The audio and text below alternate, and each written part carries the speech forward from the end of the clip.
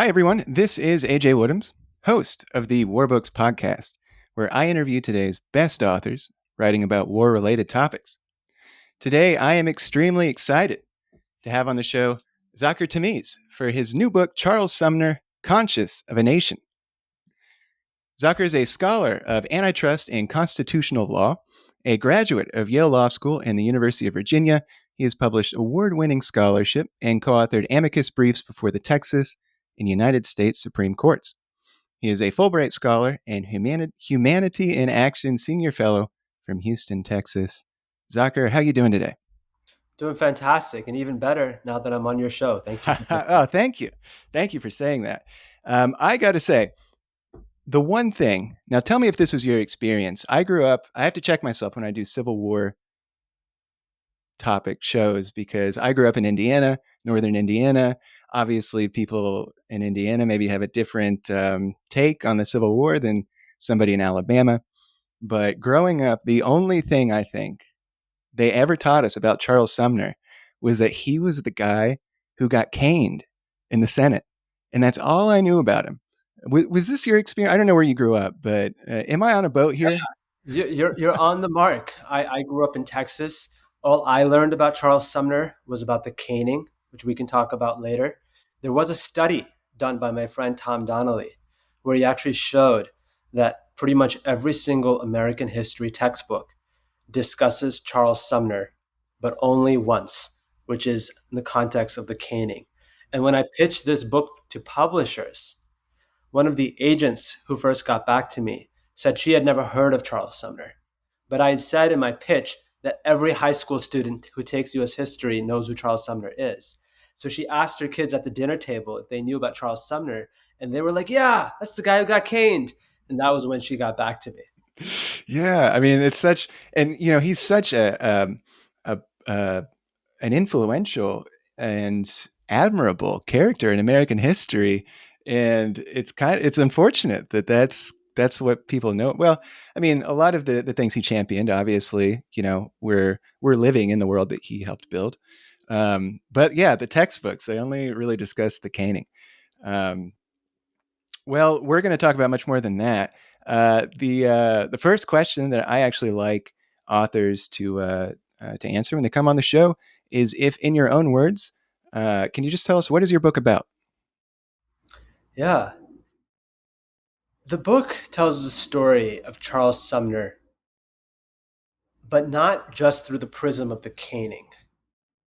It talks about Charles Sumner as a champion of multiracial democracy, equality, and constitutional law. He was all those things. I first came across Charles Sumner while I was reading the brief that Thurgood Marshall and the NAACP filed in Brown. And there I see the name of Charles Sumner more than 40 times. Because 100 years before Brown, Sumner actually tried to integrate the schools of Boston in a case at the Massachusetts Supreme Court with a black attorney. And he goes on and, of course, becomes a leading US senator. He's an advisor to Abraham Lincoln. He is one of the architects of Reconstruction. He was brutally attacked on the Senate floor in the 1850s. He's all those things. But more than anything, I think he was a champion visionary of true racial egalitarianism and of multiracial democracy. And that's the angle with which I take the whole book project. Now, you're a legal scholar, so you do take a legal angle a lot Yeah. in this book. What I wish more people wrote about the Civil War. And I don't know if it's because publishers maybe, if you want, you can tell me about your publishing journey trying to get this published, but maybe publishers aren't so interested. But what you just mentioned, you saw Charles Sumner's name pop up so many times, but what is it about this Civil War figure that you were like, I gotta write about him? Yeah. So I grew up in Texas, and then I went to school at the University of Virginia, founded by Thomas Jefferson. And there's lots of debates ongoing at UVA and other schools about how we remember historical figures like Jefferson, who represent contradictory values. Jefferson, on the one hand, said all men are created equal. On the other, he was a slaveocrat. The same could be said of many founding fathers, and it could be said of many politicians leading up to the Civil War. And I remember in Charlottesville, we had a statue of Robert E. Lee, and there was a movement to remove the statue, which is what galvanized the far right to organize the quote unquote Unite the Right rally in Charlottesville in 2017, when Ku Klux Klan members and members of the Proud Boys and different white supremacist groups converged on Charlottesville to try to argue that the Robert E. Lee statue should remain. And one of the sentiments of people who continue to glorify the Confederacy is that we have to treat men by their times. We can't judge by today's standards. We have to judge by the standards of that time. And I've always agreed with that. Like, I don't think we should be applying modern values necessarily to the past when we judge historical figures. And then you come across men like Charles Sumner from the same time period as Robert E. Lee, from the same era, or maybe a little bit later than Thomas Jefferson, who described slavery as a system of utter brutality, who championed freedom and equality for all men, who literally wanted there to be integrated schools in Boston in the late 1840s. And if we are to judge men by their times, Sumner sets a really high bar. Yeah. And I thought, my God, this bar, we need to write about this bar and have a sense of like what that actually looked like in that era. I had, I'm so glad you just said that, because I had, when I was reading this, I had a thought that this is somebody really worth writing about, because he really does not change. People who never change their opinions, especially when their opinions turn out to be the right opinions, really fascinate me, because I change my opinion all the time. Now, obviously, I'm not like a lawmaker contending with legislating in the age of slavery. But I'm just so fascinated by people who are very steadfast in their beliefs, and especially when it's someone like Charles Sumner, who consistently championed equality and was a leading abolitionist. And so he's just such a figure worth writing about. Was this for? I don't want to go too much into the nuts and bolts of publishing, because I want to get into his life. What did the publisher say when you're like, I want to write this 700-page book about Charles Sumner? Well, I pitched it as 200 to 300 pages. Okay, nice. And I think publishers were quite receptive, Oh, great. because they found it to be new and interesting. There had not been a Sumner biography in a major press for more than 50 years when I pitched this book. The last biography by David Donald in 1960 and 1970, it was 2 volumes, but it characterizes Charles Sumner as this pompous, arrogant man who couldn't consider other perspectives. And a lot of that is true. I'm not saying it's not true. It's valid. But looking at it now, I think it's important to recognize that yes, he was arrogant. Yes, he was pompous. Yes, he couldn't see other sides, because he believed in the side of freedom and equality for all. And he never wavered in that belief. There was, in fact, one moment where someone had told him that he wasn't considering other sides. And he starts screaming and he shouts, "There is no other side." So Yeah. I present Sumner as this kind of moral hero, even though I do critique him quite a bit throughout the book.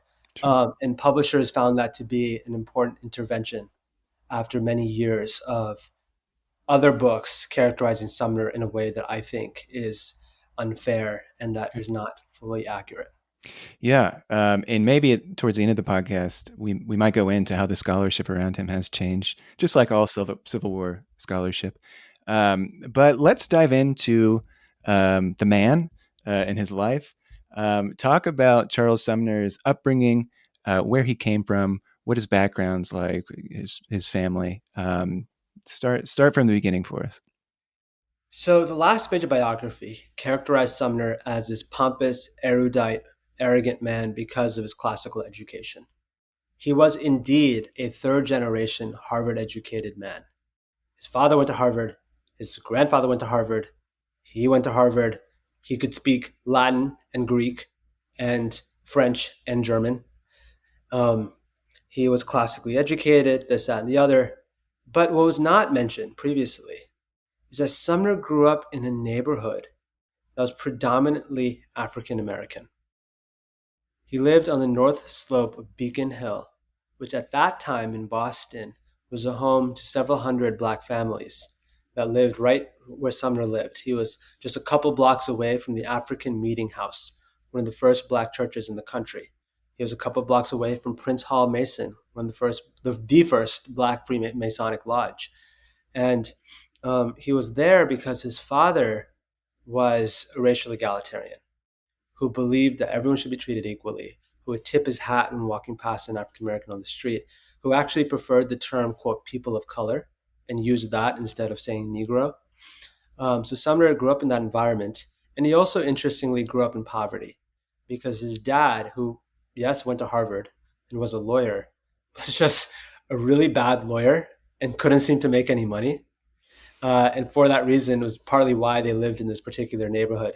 But Sumner had a classical education mixed with this deep empathy for his neighbors. A pretty tumultuous relationship with his father, I believe. Hardly ever spoke about him. What was growing up in the Sumner household? What was that life like? It was very secretive and hard to figure out. I found almost nothing from Charles Sumner's letters describing his childhood. Um, when his father died, one of his friends wrote to Sumner and said, "Who your father is, we need not speak about, or who your father is to, we need not speak about. I know that your emotions must be very complex."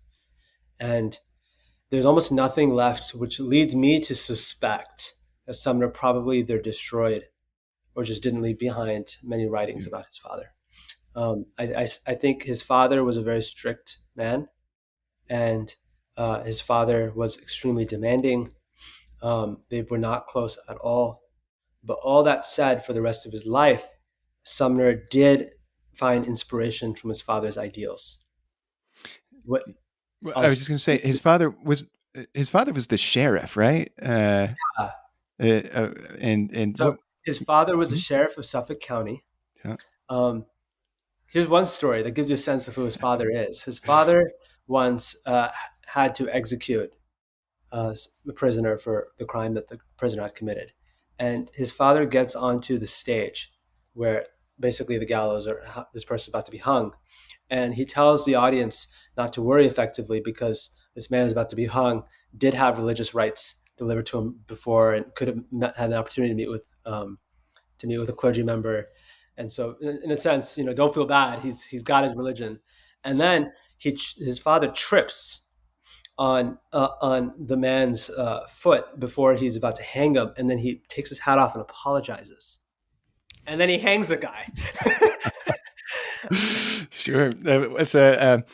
I'm sure that disciplinarian in the Sumner household maybe doesn't quite describe Charles Sumner's father, but imagine your dad's like Yeah, the guy who's the town executioner. right. Um, and I believe too. So as far as his one of the foundational moments for him, I think maybe this was a little bit later, but he had a few siblings, all of them throughout their lives, not in the greatest of health. I believe he had a sister who died from tuberculosis. Is that right?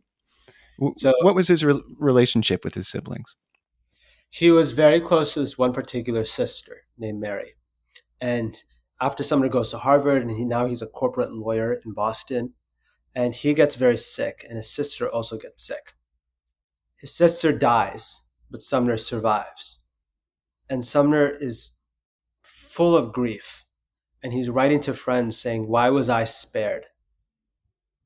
If only I could take the blood in my veins and give it to her." And it was right after that that Sumner begins to pivot his career into fighting for justice and using his legal training to advance a more equitable world. And I think a large part of that was his own reflection on losing his sister and realizing that for whatever reason, Providence had afforded him an opportunity to live. And it probably wasn't so that he could continue to be a corporate lawyer, but to do something more meaningful with his career. Yeah. Talk about his personality. We've already kind of alluded to him. Um, I don't know, being he wasn't like he's not the kind of guy who would like go around telling jokes. He's kind of a serious man. Tell us a little bit about his personality. Yeah. So one of his best friends, Carl Schurz, who is a prominent Civil War general and then a U.S. senator, Carl Schurz once said that Charles Sumner is not the sort of man you could go up to and pat on the back and say, "Hey, Charlie." He's very serious. He's 6'4", so he's colossal.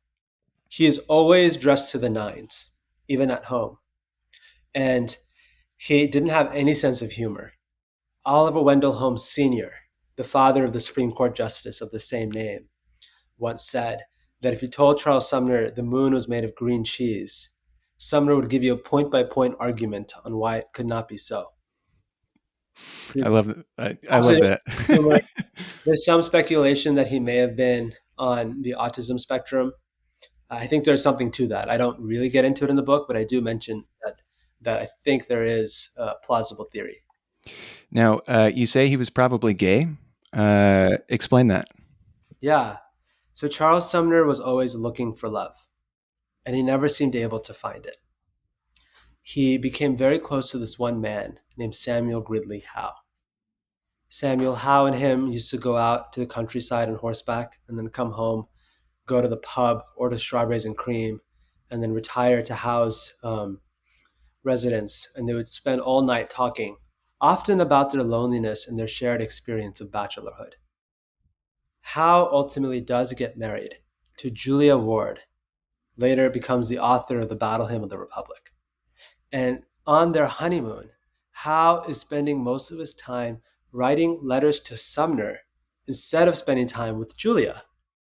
Julia feels incredibly jealous, and she tells Howe Sumner ought to have been a woman and you to have married him. Howe writes that he felt like he had gone to heaven with his wife and left his best friend outside the gate. Sumner is heartbroken and depressed. He said to Howe that we are like two ships parting in the ocean. He eventually does marry decades later while he's a sitting U.S. senator. The marriage is an absolute disaster. His wife leaves him a few months later and begins to tell people that her husband is sexually impotent. So these are a number of the signs. We can get into more of why I Yeah. argue that Sumner was probably gay. Yeah. I do say with an important caveat, which is that the term homosexuality was not introduced into the English language until the 1870s, Yeah. after the writings of Sigmund Freud had been translated into English. And so the concept of homosexuality as such did not exist in Sumner's time. He didn't understand himself to be gay. This is how I interpret it, insofar as a modern term means much when applied retroactively to the past. Yeah. And, I find myself, I catch myself like making sure that I'm not applying what I know today to the past. For example, a friend and I were talking a while ago. I only learned this year that apparently Abraham Lincoln shared a bed with a man for 3 years. Yeah, And the first time I heard that, I'm like, oh. But then I was having this discussion with my friend, and maybe that was common during the time. And, right, you know, exactly. today that's something that we would go, oh, at, but maybe it wasn't, so uncommon in this time period. Yeah, so this is a very good point. So Lincoln spent 3 years sharing a bed with Joshua Speed, as they were lawyers on riding on circuit, and there's a couple of reasons for that. One is that beds were expensive, and it's cheaper to have Right. two guys in one bed than to have them in two. Two, it was again, this is a time in which the term homosexuality did not exist, and so there was no label attached to this kind of behavior, and so there was also no fear or stigma attached to it. It was normal if you were best friends with a man that you would hold hands, or you might cuddle together, or just hug a lot, or just be very touchy. And that didn't have the same kind of stigma or the same kind of sexual um, innuendo attached to it as it Sure. might today, which also makes it it can be perilous to overstate and to say, oh, was Lincoln gay? Was this person gay? Was that person gay? And it's like, well, it's a very different era.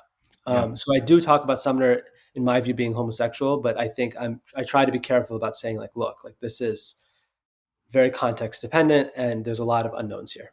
Yeah. Well, let's get into his time as a senator. Talk about how he becomes a senator and some of the issues that immediately he's advocating for? So in 1850, Congress passes the Fugitive Slave Act, what Sumner describes as the most cruel, unchristian, devilish law. This is a law that authorized bounty hunters to come to the North and kidnap any black person, accuse them of being a runaway, true or not, take them to a magistrate. The magistrate would get paid $5 for letting that person into freedom, $10 for sending that person into slavery. It effectively criminalizes black identity in the North, and Sumner is furious and horrified by this law. He mobilizes other lawyers and activists to protect black runaways and black fugitives and just ordinary black people in Boston. And he also starts to lead a campaign to try to secure an anti slavery senator in Massachusetts because Daniel Webster, this great famous Massachusetts senator, endorsed the Fugitive Slave Act and shortly afterwards gets appointed to the Secretary of State position. And Sumner thinks that Webster had essentially made a deal with the devil. And Sumner is determined to get someone who opposes the Fugitive Slave Act to succeed Webster in the Senate seat. And Sumner ends up being that person who takes that seat. Now, obviously, slavery is the issue that defined the 1850s and even before that. I want to ask this question now because later I want to talk about how Charles Sumner, obviously we know now he was right, but I want to talk later about maybe his high points during the Civil War where people were like, oh yeah, he was right about a lot of things. How popular, if we're talking about the entire country, how popular in like 1850 are Charles Sumner's views when it comes to things like the fugitive slave law or any related slavery type legislation? So there's a range of opinions across the North. In the South, there's no range. Southerners detested Northern abolitionists and anti-slavery politicians. They saw them as a threat to the stability of America. They saw them as arrogant and as having no concept of what the South really looked like. But in the North, there's a range of opinions. Sumner was very close to a number of abolitionists. Abolitionists being extreme radicals who not only wanted to end slavery, but wanted to do so immediately, without compensation, and who wanted equality between whites and blacks. Then you've got people who oppose slavery but want to pursue the project of colonization, of effectively deporting freed people, quote unquote, back to Africa. Then you have people who just want to stop the expansion of slavery into the West. Yeah. And then you have others who are actually pro-slavery across the North. Sumner lived in Boston, the so-called cradle of liberty, the place where the American Revolution in many respects began, a place teeming with abolitionists, and of course, a place with this vibrant black community. But it's also a place that has a lot of economic ties to the slave system. Sumner's best friend, Henry Longfellow, Longfellow's father-in-law, Nathan Appleton, introduced the textile industry into New England and then formed partnerships with Southern slaveocrats to bring cotton to Boston for manufacturing. Sumner's other best friend, Francis Lieber, the famous author of the Lieber Code during the Civil War. Lieber was a slaveholder in the 1850s, and that's Sumner's best friend. So Sumner is surrounded by people who are abolitionists, who are anti-slavery, and he's also surrounded by people who make all their money off the slave system. So if we were talking about maybe the opinions in the North, those I think three or four groups you just described, what percentage of Northerners would you say agreed with Charles Sumner's views? I don't know. It depends what year you're asking and when. We'll say But 1850. definitely minority. 1850? Yeah. Are we talking like 2%? Are we talking 10%? Are we talking Somewhere between 2 and 10, 80%? if I had to Okay. guess, by 1850. Yeah. Well, But what that is, changes rapidly over the course of the next 10 years. yeah. And like we mentioned, of course, Charles Sumner is right. What are some of the, I kind of want to, I guess, break this question about the 1850s up into to before the caning and after the caning, for better or for worse. So, leading up to his caning, what are some of the issues that he's talking about, and what is the opposition that he's running up against? What does that look like? Yeah. So Sumner's big political platform stands on three principles, which emerges from the Free Soil Party, his political party: free soil, free men, free speech. Free soil means no slavery in Western territories. That soil should be free. Free men means slavery is generally bad and we should have less of it. And then free speech is standing up for the free speech rights of abolitionists and anti-slavery advocates. By this time in the 1850s, Southern states had effectively abolished free speech. Southern states monitored the mail for anti-slavery pamphlets. If you spoke out against slavery, you could go to jail. If you helped an enslaved person escape, you could get the death penalty. Even if you were a white person, no one was free. And so Sumner is working on these various campaign messages for many years. And free soil is particularly important. Sumner had this theory, and he was not alone. This was the popular theory among free soilers, that if slavery was forced to remain within the South, the slave population would continue to grow and grow and grow. It was already more than 4 million people, around a quarter of the Southern population. And as it kept growing, the threat and the fear of domestic rebellion would get so significant that slaveholders would have no choice but to grant enslaved people their freedom. Otherwise, there would just be a massive uprising. And in order to contain slavery in the South, to not allow the spread of slavery westward, which would reduce the Southern slave population, Sumner wanted territories to be free. They called this the scorpion sting theory. It comes from this legend, which is probably not true, but the science at the time said that if a scorpion was surrounded by a cordon of fire, it was more likely to sting itself to death than just wait to get burned up. Scorpion would commit suicide.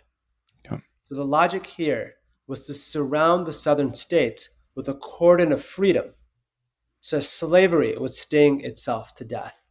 And that was Sumner's political project in the 1850s. And obviously that angered the Southerners. Let's talk then about the caning, which was in 1856, I believe. Is that right? Yeah. That's right. So he's the Southerners feel like he's a threat to their way of life, and we haven't actually talked about this too much, but he is he's a fiery speaker. He gives impassioned oratories, and he as the beginning of the 1850s progresses into the mid 1850s, he gives more and more of these speeches. Talk about how it has come about in the United States Senate that talk about the speech that Charles Sumner is giving. Talk about then why that resulted in him getting caned. Yeah, so Sumner gives a speech called The Crime Against Kansas, where he is talking about the crisis in Kansas, a territory that is going to have a vote on whether to be a slave state or a free state. Southerners and Northerners think that the Kansas question is an existential question for the future of America. Will there be a cordon of freedom surrounding the South, or will there be a cordon of slavery surrounding the North? Kansas is at the focal point. Sumner had a colleague named David Reich Atchison, a U.S. Senator from Missouri, the former President pro tem of the Senate, who goes back to Missouri, gets a gang of more than 1,000 men. They storm into Kansas, take over polling locations at gunpoint, and stuff the ballots. They're committing a treasonous anti-democratic insurrection. Sumner is appalled and horrified in Washington, but many of his colleagues are not speaking out because they lived in Washington, D.C., a slave city. It was dangerous to speak out. You could get harassed and accosted on the street for speaking out. Sumner decides that he is going to speak. As you mentioned, he's a fiery orator. He has no sense of moderation. He wrote to a friend that he will utter the most thorough philippic ever uttered in the history of a legislative body. In other words, a philippic is an insulting speech. So he literally planned to give the most insulting speech ever. And he does.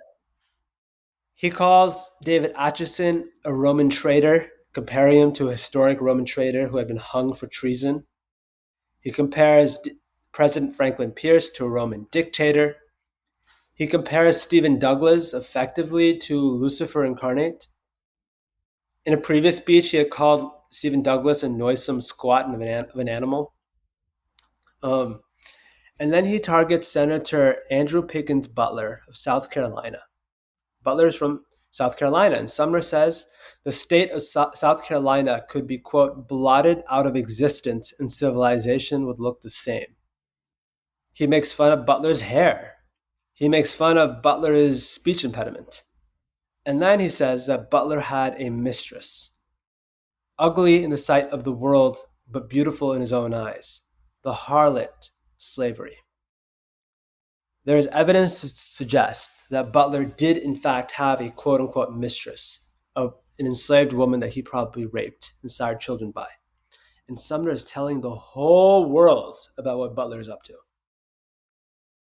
It's an extremely provocative speech. Many people anticipate violence after Sumner's delivery, and that is exactly what happened. Yeah, and first too, to give a little bit of context, the other Senate, the I guess atmosphere of the Senate is other senators also too ridiculed Charles Sumner when they Yes. would talk. They would make fun of his maybe more effeminate characteristics. They would dish it to him as well. Not that it's like a who started this type thing. Um, what really I don't know if fascinated actually is probably the wrong word. What is really unbelievable to me is when Charles Sumner is caned, it seems like everyone's just kind of standing around and watching it happen. Is that correct? Yes and no. Um, Preston Brooks, congressman from South Carolina, Butler's nephew, approaches Sumner in the Senate, but he comes with two colleagues. One of them, Lawrence Keat, he definitely had a cane raised above his head to stop anyone from interfering, and he also possibly had a pistol. So when Brooks stages his ambush effectively, he's got backup to prevent anyone from interfering. He starts to beat Sumner over the head with the cane. Um, Brooks's own recollection is that he gave Sumner a couple dozen first-rate stripes. That's what he calls it. Others said it was like a couple hits. Some said it was like 30 or 40. So we don't know how many times Brooks actually hit him. But it probably transpired over the course of maybe 1 or 2 minutes. So it was very much an ambush. There were others who tried to intervene and who ultimately succeed. One Southerner grabs Brooks and pulls him back and says, "You're going to kill him. You're going to kill him." And Brooks responded, "I do not intend to kill him. I only intend to flog him." Now, what does this do? We'll talk about now post caning. What does this do to Charles Sumner, the man? Where is he at? Where is his psyche at? How does this impact him both physically and mentally? What's the journey post caning like for Charles So when Sumner? Sumner first gets caned, he sees a doctor, of course, almost immediately, who treats him. The next person he talks to is a reporter. And so he already, from the very beginning, recognizes the political utility of being beaten nearly to death on behalf of the anti-slavery political cause. But I think he probably did not anticipate just how hard it would be to recover. For the next several years, he is struggling. He definitely had a severe concussion. He probably had occipital neuralgia, which is basically when your nerves are pinched and aggravated by tense muscles. He had just the physical injuries and the bruising that came from being beaten. And it's important to understand the severity of his wounds. When we call it a caning, it doesn't really sound that bad. He had an injury above his left ear that was probably nearly an inch deep into his skull. Another one on his forehead that's probably an inch wide. So he's very severely injured. He spends years recovering. He goes to Europe in search of recovery, and there he meets a doctor named Brown Sequard, who, if there's any neurologists listening, you've heard of Brown Sequard because there's a few disorders and diseases named after him, which I understand doctors think is like a cool thing to have a disease named after you. Yeah.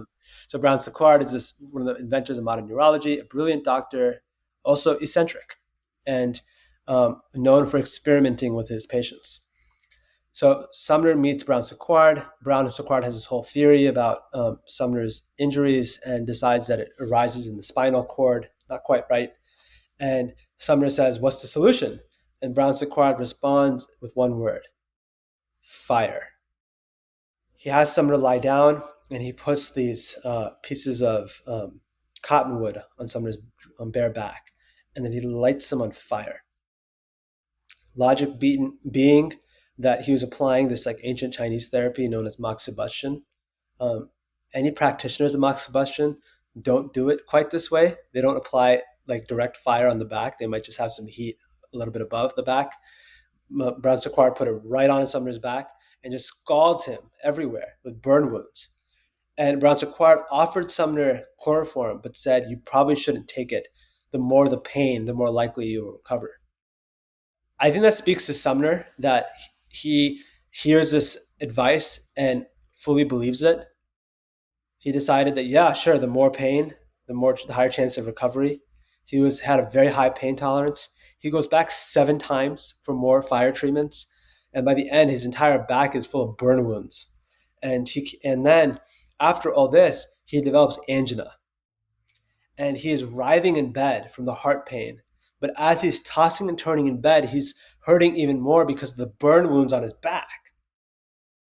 And so he is just suffering through this for several years. It takes a long time to recover. He does come back. The first time he was back in the Senate, he starts to have these severe headaches, which are probably PTSD, and he leaves.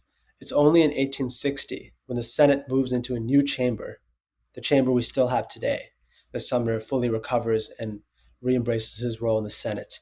But I misspoke. He really doesn't fully recover. He continues to walk with a cane himself for the rest of his life.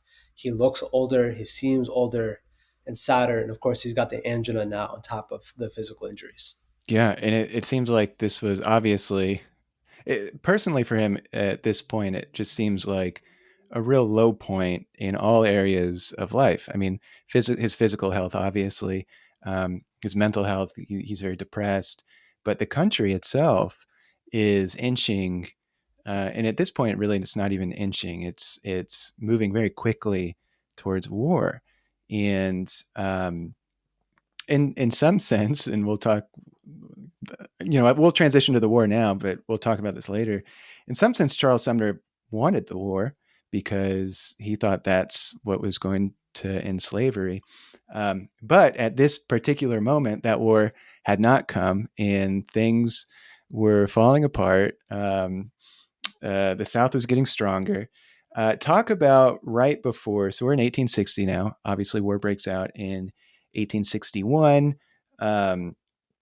Talk about right before the war, what Charles Sumner is doing in the Senate, how he's involved in the response that starts the war. Talk about this period.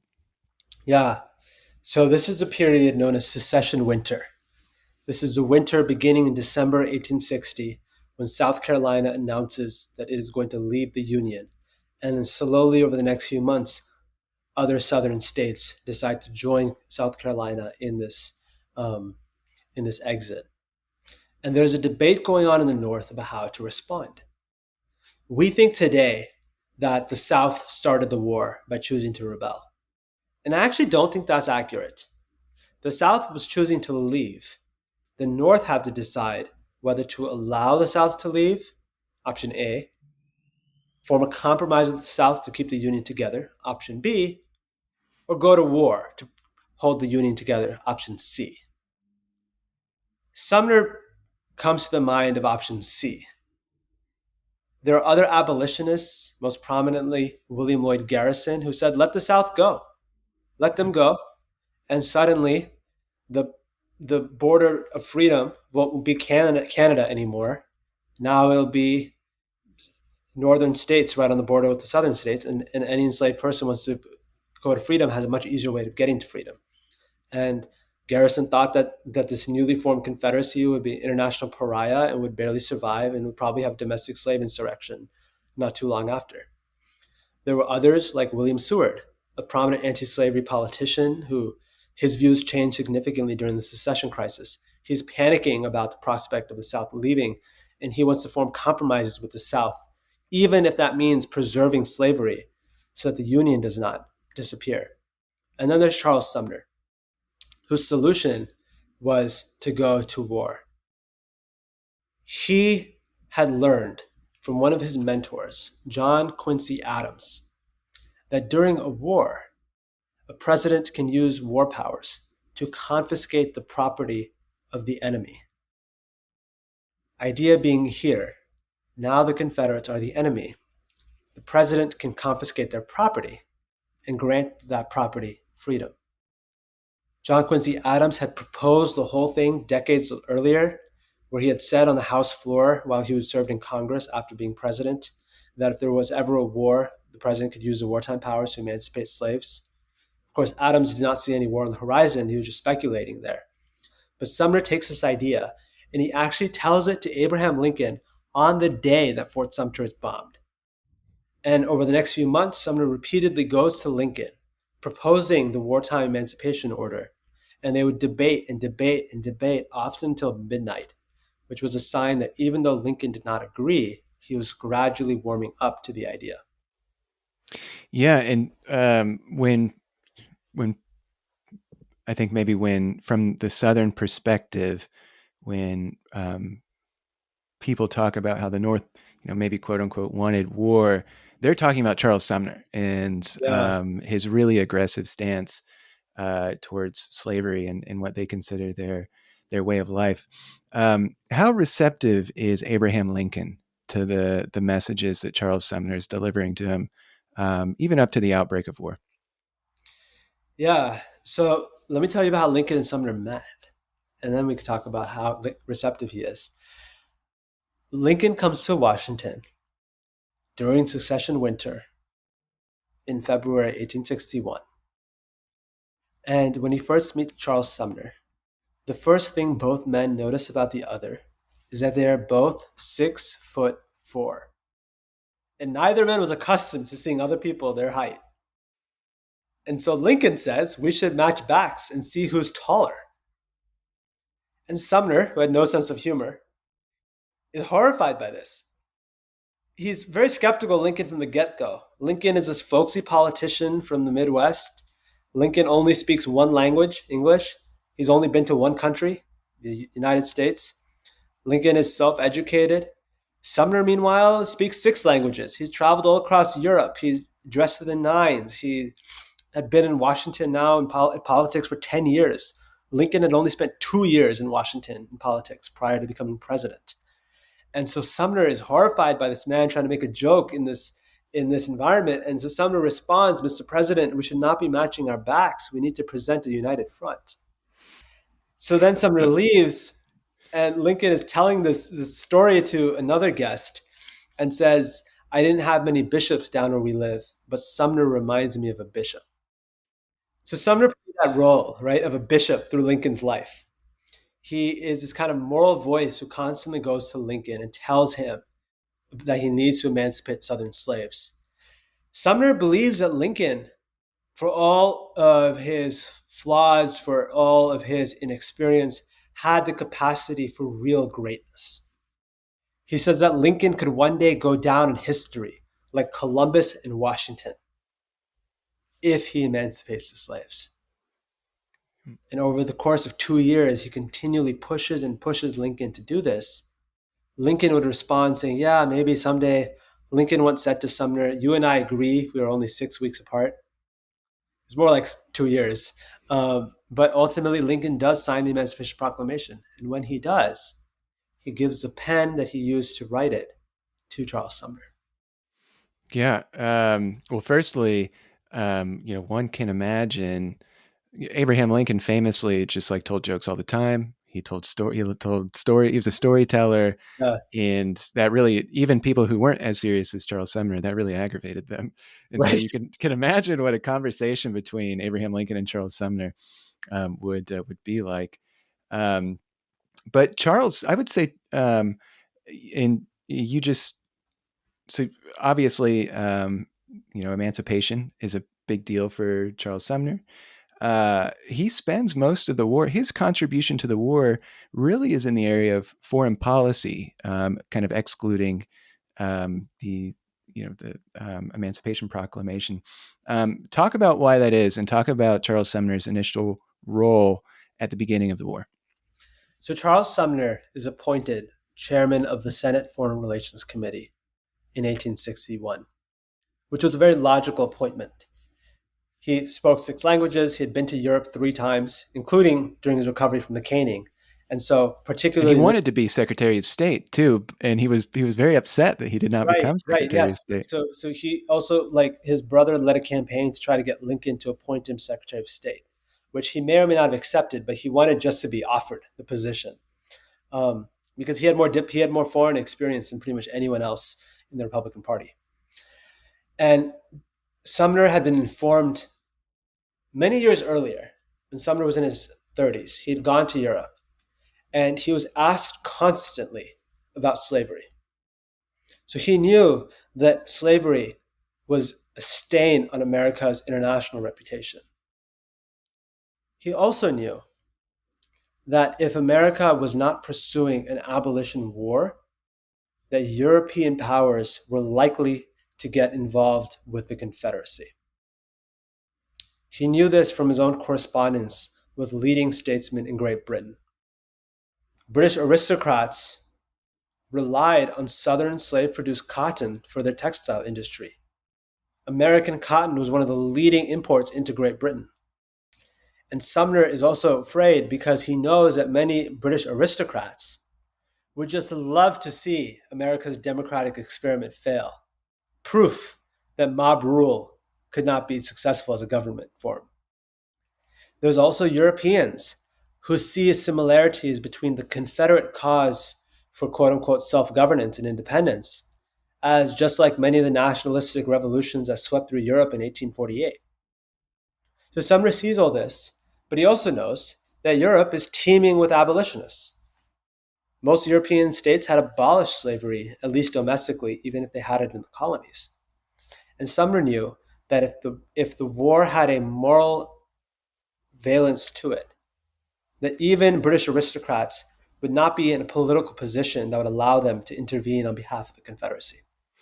Yeah, and I thought this was such an interesting point because it's not one that I've heard before, but it makes sense. Domestically, the Lincoln administration is focused on framing this war as not about an end to slavery. It's it's almost framed in like a practical Yeah, way and in like a business like way, and that Lincoln kind of famously said, well, not kind of, he famously did say, like, if I could preserve the Union without freeing a single slave, I would do it. And a very interesting point I think you make is Charles Sumner is like, that is not the mentality of people in Europe. There is a moral dimension that would have the opposite effects in America. But in Europe, that's actually a way that we could get people on our side. And I thought that was worth noting, and it's not something I've heard before. yeah. So Lincoln, who comes from the borderlands of Kentucky, is very worried about making sure that the border states remain with the Union. And he once said, allegedly, that I want God on my side, but I must have Kentucky. So Lincoln is very concerned about these border states and making sure that they do not see this as an abolition war, because then they were more likely to leave the Union. Sumner, meanwhile, is concerned about Europe, where he had a lot of familiarity. Sumner hadn't spent much time in the border states. He had been once before, but that was it. Lincoln, of course, had never been to Europe. And so they have very different experiences that are informing their attitude towards this war. But over the years, Lincoln came to trust on Sumner's advice, and he eventually does tell Carl Schurz, who at the time was the ambassador to Spain, I believe. And Lincoln tells Schurz that he now sees that the war, I'm paraphrasing a lot here, but Lincoln basically tells Schurz that he now sees that the war needs to be an abolition war in order to avoid the intervention of European powers. But the problem is still domestic. Yeah. Yeah, and I think too, it's worth saying that at the beginning of the war, the Secretary of State William Seward, he kind of starts bungling some things, and Lincoln turns to Charles Sumner, and I think eventually Lincoln's like, "I'm not going to make any foreign policy decision without consulting you," or something like that. So he really leans on Sumner to keep really to keep Europe out of the war, because France is very eager to support the Confederacy. Great Britain has declared themselves neutral, which both sides actually have reasons for thinking that that's baloney. Um, talk a little bit. So we obviously foreign policy contributions were major with Charles Sumner, but let's talk about his involvement with the Emancipation Proclamation. Um, talk about the give us just like some very brief background on why the Emancipation Proclamation is about to happen and Charles Sumner's involvement with it. So the Emancipation Proclamation arises from this theory that in war you can do things that you can't do in peace. Sumner points out that in war you can kill, you can starve your enemy, you can take their land, you can do all sorts of things. And if you can do those things, if you can even kill enemy soldiers, then surely you can take their property. This theory of war powers has a long history throughout Europe, and it was common among European empires to recruit the enslaved people of the enemy side and offer them freedom in exchange for rebelling. That's in fact what Great Britain did during the American Revolution. The British Lord in Virginia famously offered freedom to slaves who supported the British cause against the American insurrection, so to speak, right? The American War of Independence. And so Sumner applies that same theory to the Civil War. He introduces it to Lincoln. He then introduces it to the public. He and others are pushing for it for multiple years. Meanwhile, Sumner is also trying to build political will behind emancipation so that Lincoln feels more comfortable issuing the order. So Sumner is giving a number of speeches, and he is telling people, and in one of his letters he says, or it may have been in his speech, he said, emancipation is to be presented in strictly military language. He's obviously a moral crusader against slavery, but he recognizes strategic value in the Emancipation Proclamation because he says that it is slavery that powers the Confederate rebellion. Southerners are able to go and join the Confederate Army because they have slaves doing their work for them at their plantations. Who is feeding the Confederate Army? It's slave-produced food. Who's working in some of the factories in the South building artillery and this and that and the other? It's slaves. And so Sumner says that if you free slaves, then the Confederate cause is going to lose all that power. And further, you're going to inspire mass rebellion among enslaved people in the South. And that's in fact what happened. Enslaved people were running towards Union lines, coming to the Union Army and offering themselves up, either offering, if they were a man, to fight, or if they were a woman, they would come and offer to serve as, do the laundry, or to serve as cooks or maids. And so you have tens of thousands of enslaved people escaping their plantations, coming to Union lines, offering to be recruited.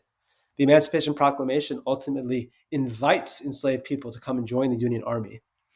By the end of the war, nearly 10% of the Union Army is Black people, Black men, forgetting about even all the Black women who were also involved in the Union Army. And Sumner, he's very bold about this. His one speech, he says that I wish to see 100,000 Negroes with muskets in their hands. He also sees a parallel between military service and citizenship.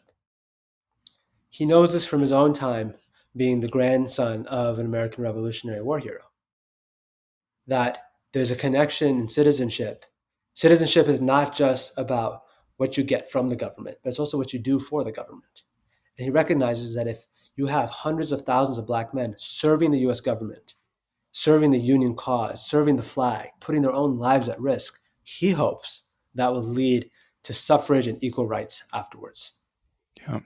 And right after the Emancipation Proclamation, I believe you're right that his popularity has taken a turn in the North, where he's actually maybe at the height of Right. his influence. Um, talk about just talk about how people view Charles Sumner now, post Emancipation Proclamation, as opposed to what we talked about earlier in 1850 or whatever, where Yeah. 2% of people actually agreed with his views. So in 1854, Charles Sumner gave a speech where he said that the arrogance of slaveholders could one day lead to a fratricidal, parricidal war, one of the most cruel wars in the annals of human history, that will evoke the avenging pen of history and the avenging judgment of a just God. By 1864, 10 years later, all that has happened. A fratricidal, parricidal war, right? That is now evoking the judgment of a just God, and that is now leading to emancipation. And he had been saying for years that there should have been an emancipation order, and Lincoln did ultimately issue it, and it proves to be very successful. And he, so many of his ideas that he had been proposing for decades were coming to be true. In one of his first political speeches as a Whig in Massachusetts in the late 1840s, Sumner proposed amending the Constitution to abolish slavery, which is a wild proposal. It was just as unthinkable then as it is now to amend the Constitution. And yet that's what happened with the 13th Amendment. Yeah, So and he Sumner really steps. precedent, right? And he seems to be like a moral prophet, and people start to trust his judgment for a short period of time because it seemed that everything he had said for many years was finally coming to transpire. It seemed like he had really stepped into it himself, and had become this.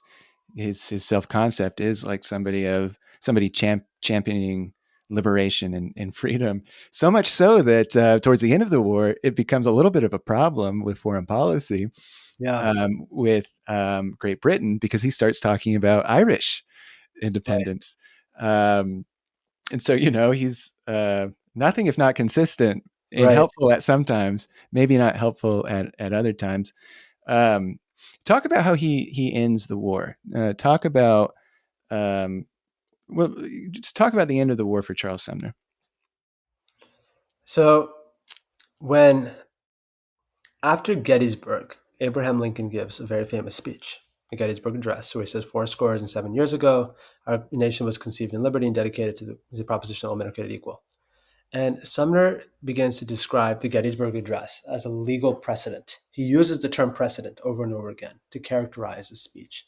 And he says that ideas are more important than battles, and that the speech was more important than the battle itself. To him, the end of the war signified not just the end of a conflict, not just the bringing back together of the Union, but a whole new America, a new conception of what it means to be an American, and a new conception of the Constitution. He later says that a new rule of constitutional interpretation was conquered at Appomattox. Appomattox being the courthouse where General Lee gives his sword to Grant and surrenders. He said that now, under the new rule, every clause, every line, every word of the Constitution is to be interpreted uniformly in favor of human rights. He said that the greatest victory of the war was the emancipation of the Constitution. So to him, the war had this meta meaning of transforming American law. And that's really what the Civil War to him signified.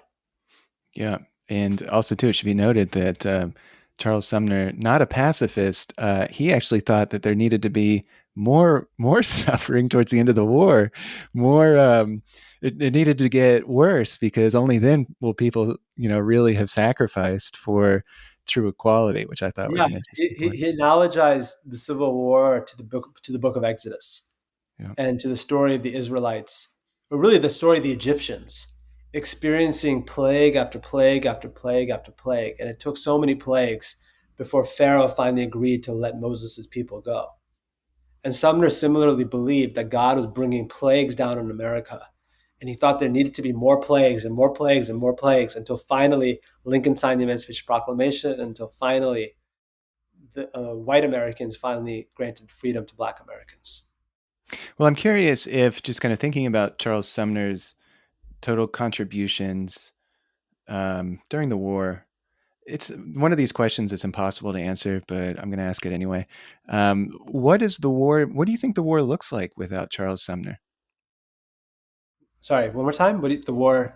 What do you think it looks like? What does the U.S. Civil War look Yeah, like without Charles Sumner in the picture? If there is no Charles Sumner, how does that yeah. impact the war's outcome? So we often teach the Civil War as just a story of battles. That's how I learned the Civil War.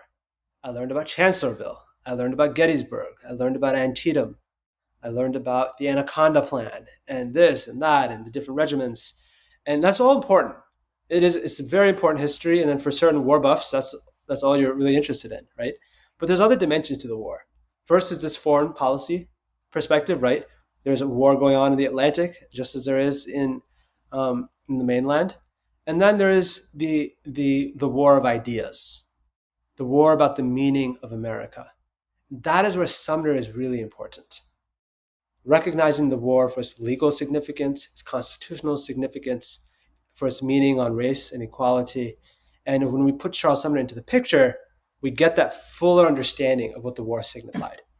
And Sumner is a little bit to the extreme on this. There's a great quote from one of his friends who noticed that Sumner, throughout the Civil War, did not seem to particularly pay attention to the actual battles taking place. In fact, for someone who had the reputation of being a know-it-all and being very arrogant, this was a place where he was very humble, and he would just kind of vote whichever way his colleague Henry Wilson, who chaired the military affairs committee, whatever Wilson did, Sumner just went along with it because he knew nothing about battles. And one of his friends said that it sometimes seemed as if Sumner thought the rebellion itself was put down by speeches in the Senate, and that the war was an unfortunate and most annoying, though trifling, disturbance, as if a fire engine had passed by. So to him, the actual battles mattered very little. He thought the whole battle, the Civil War, was really being fought in the Senate rather than, in the various military camps. Yeah, he was fine to just like defer to the generals and Right. really, I mean, for somebody so invested in the outcome that this war brought, didn't actually he was tactically didn't really involve himself too much in Yeah, the and that's actual. probably for the best. He would have blended the whole thing. Yeah. Um, and anyone who studies the Civil War knows that there are plenty of politicians in Washington who are ready to tell the generals how to do their job. Right, yeah, he was not an armchair general, Yeah, by any means. there are many armchair generals in Washington. Sumner was not one of them. Yeah. Well, what do you think? I guess kind of fast forwarding to today. Um, why is this story important today? Why is Charles Sumner worth writing about? And what lessons do we have to take from him? We learn American history. Specifically, we learn about American constitutional history primarily through the founding fathers. We learn about Jefferson, Washington, Hamilton, Madison, Monroe. We learn about the New Jersey Compromise and this compromise and the Three-Fifths Compromise. And we learn about the Constitutional Convention and this, that, and the other. And that's all good. It's all good and important, and we need to learn it.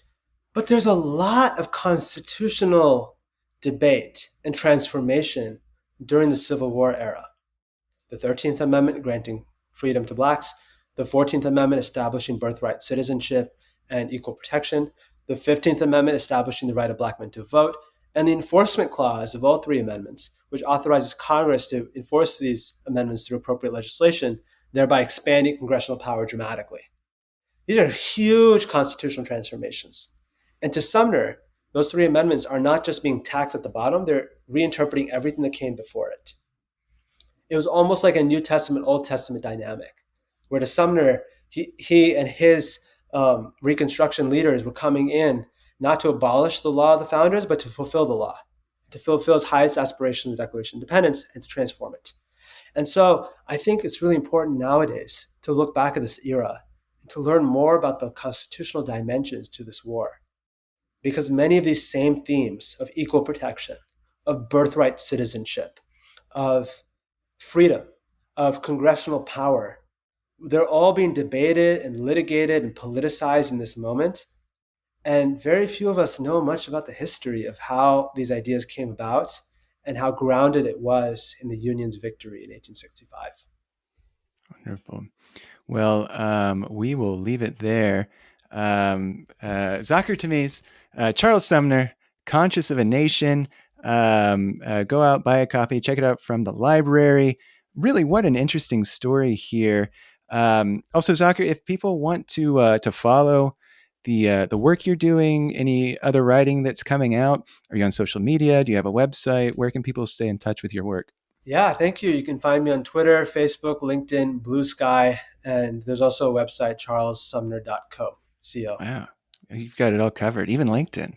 Even LinkedIn. All right. Well, Zaakir, thanks so much for coming on the show, and appreciate your time. Thank you so much. Appreciate it.